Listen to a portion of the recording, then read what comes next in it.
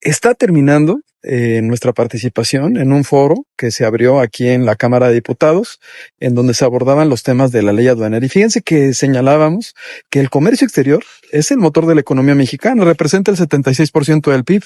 Esto significa empleo, inversión y recaudación.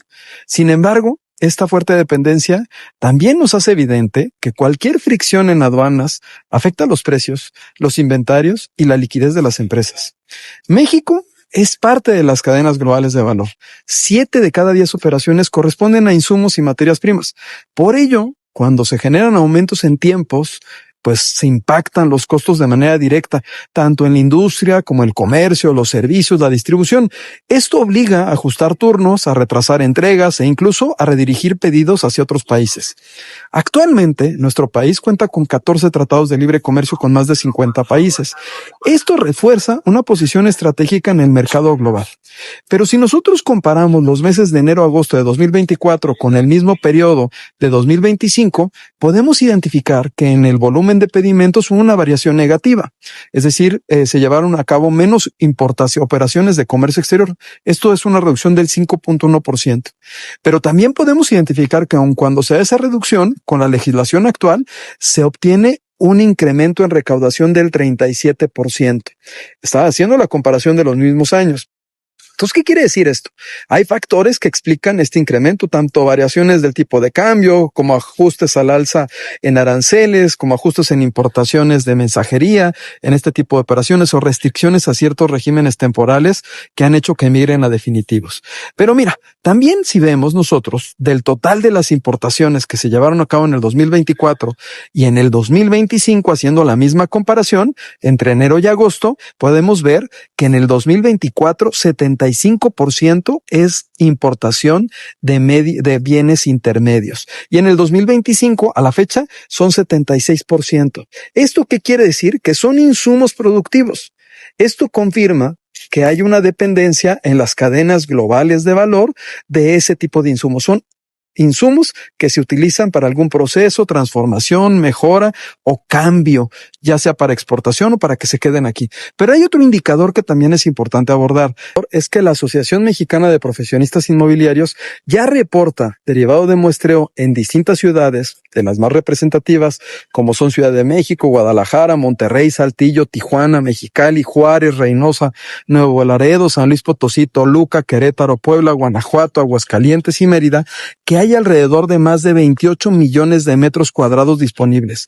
Esto quiere decir que el 3.19 del total que hay en el país están desocupados, lo cual en algunas ciudades, particularmente de la frontera, implica un comportamiento que es negativo. Esto es algo que para los que somos fronterizos, pues siempre genera como una alerta o una llamada. Entonces nosotros como organización, incluso de manera personal, pues siempre vamos a compartir la prioridad de que esta reforma presentada por el Ejecutivo Federal, bueno, pues establezca condiciones en las cuales pues se contemple todo el ejercicio de la ley en conductas que son ilícitas como el contrabando y la defraudación. Pero también el que nosotros presentemos una posición al día de hoy, pues esa solicitud de algunos de nuestros integrantes de nuestro sector que de manera positiva buscan fortalecer tanto el control aduanero en materia de combate al contrabando y la defraudación fiscal, así como la incorporación de controles, el aumento en sanciones contra este tipo de esquemas, también la creación, por supuesto, del Consejo Aduanero y las evaluaciones.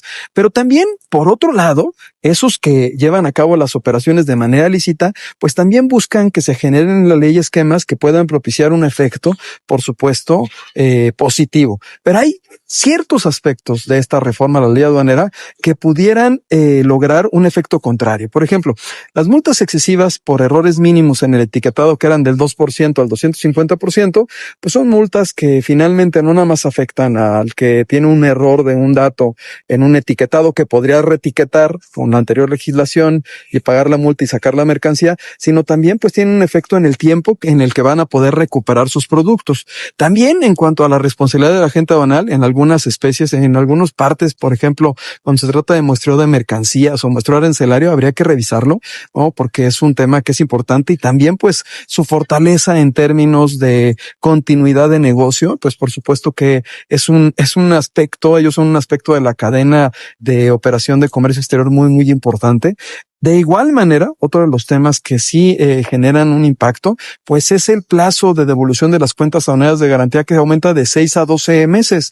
Esto afecta a la liquidez y obviamente este tipo de medidas pues responden a una ineficiencia administrativa en la facultad de comprobación. Pero hay un impacto directo porque lo único que gana con esto es el banco, porque el dinero se queda ahí. Y la incorporación, multas, por ejemplo, vinculadas con el COBE, que aumentan hasta el 250%.